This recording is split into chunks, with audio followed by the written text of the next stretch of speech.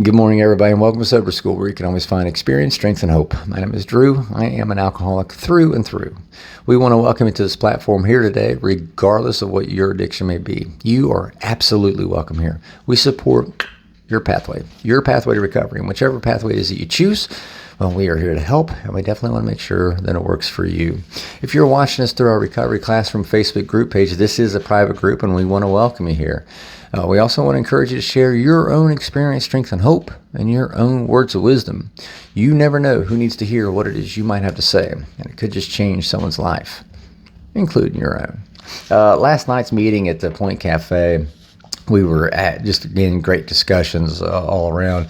But one of our friends made a comment. He was sharing about a situation that he's got going on. He's kind of concerned about, obviously, and I'm paraphrasing, of course. But we asked him, are you ready for this to, kind of all play out? And he made a comment. He said, I wasn't prepared to get sober.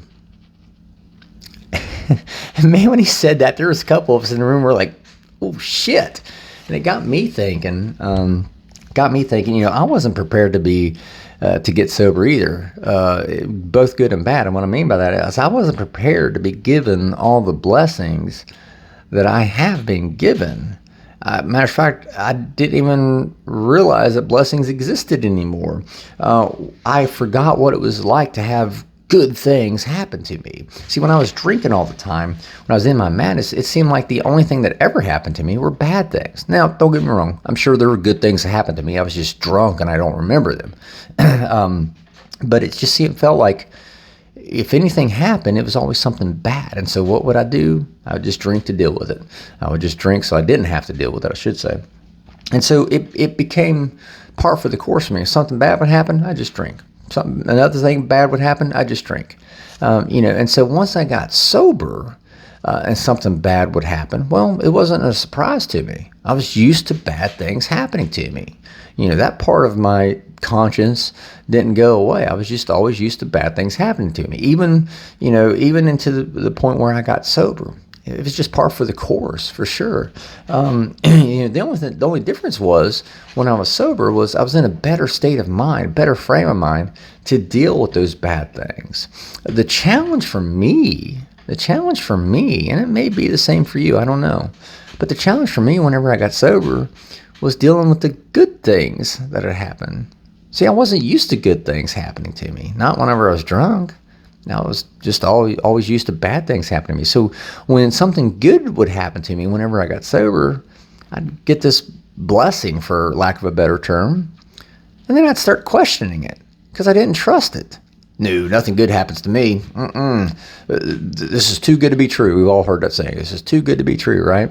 And that's how I would treat it. And so half the time, if I wasn't careful, I was too busy questioning it. I was too busy not trusting this blessing. I was going to screw it up. That's the last thing we want to do. We don't want to screw up the blessings that God's given us. And that was a big obstacle for me. It wasn't necessarily dealing with life on life's terms from the bad side of things. Don't get me wrong. I still have bad things happen even now. I'm just in a better state of mind to deal with them.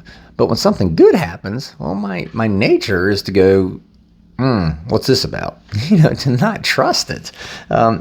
Things will happen when you get sober, both good and bad.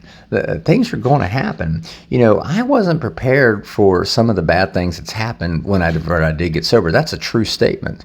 There was a lot of things that's happened since I got sober. I just wasn't prepared for it. The difference was I was in a better state of mind to address those things that needed my attention, right? I wasn't prepared for the bad things to happen to me whenever I got sober, but I also wasn't prepared for the good things either. And so it's easy.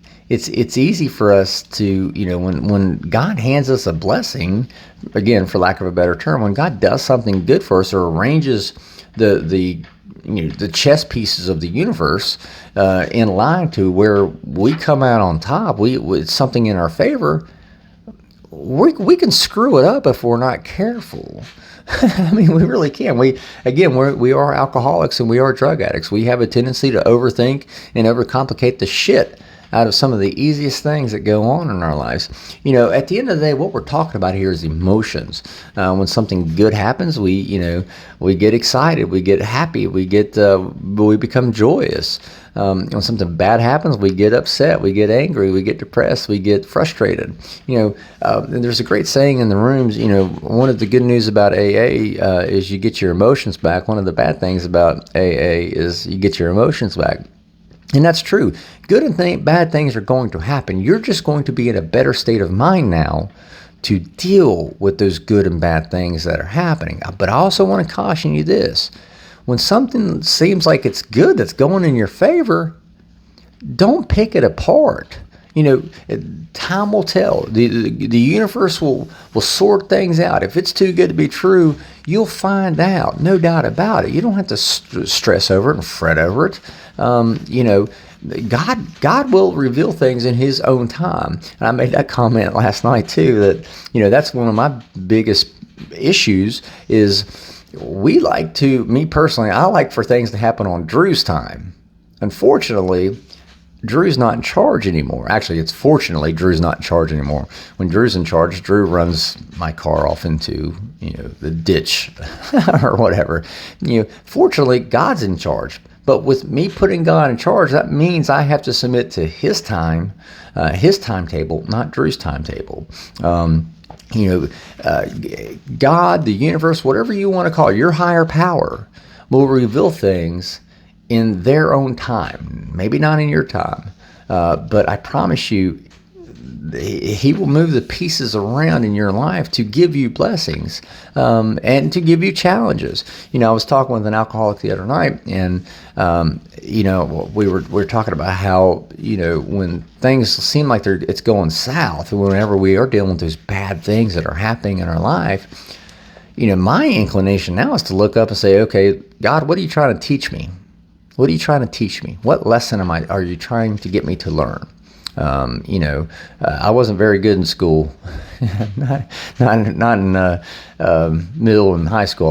I wasn't very good in school at all. So I was a little slow on the uptake, but God, what message are you trying to teach me? What lesson are you trying to teach me? When something bad's going on in my life, I'm now able to look at that and say, okay, what did I do wrong?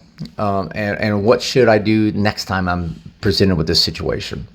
My challenge has always been, though, still to this day, when something good happens, ooh, wait a minute, is this true? Is this real? Is this for real?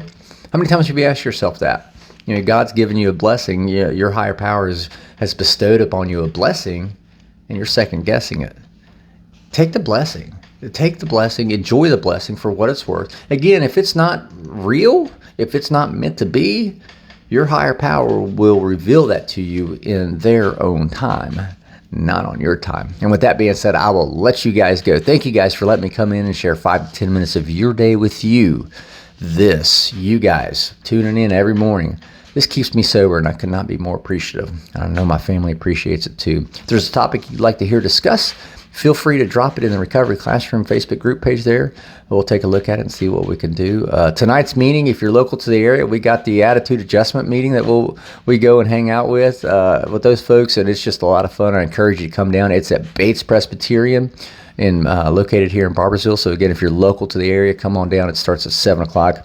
And then this Friday night, the day after Thanksgiving, Black Friday, we will be having the Crosstalk meeting this Friday night at Pea Ridge United Methodist Church. If you've never been to a Crosstalk meeting, you've never been to a Crosstalk meeting, period, because it is a totally different type of meeting. You've probably never been to a meeting like the Crosstalk meeting. So if you're local to the area, you want to get down and check out this meeting. It's just so incredibly powerful, and it's just... I don't even know how to articulate it. It's just a great, great meeting. So I've never been to a meeting like the Crosstalk meetings before. So that being said, I'll let you guys go. Hope you guys have an absolutely kick-ass day before Thanksgiving. We got a lot to be grateful for, don't we? I'll let you guys go. We'll talk again later this week. Remember, guys, you can't get drunk if you don't take that first drink.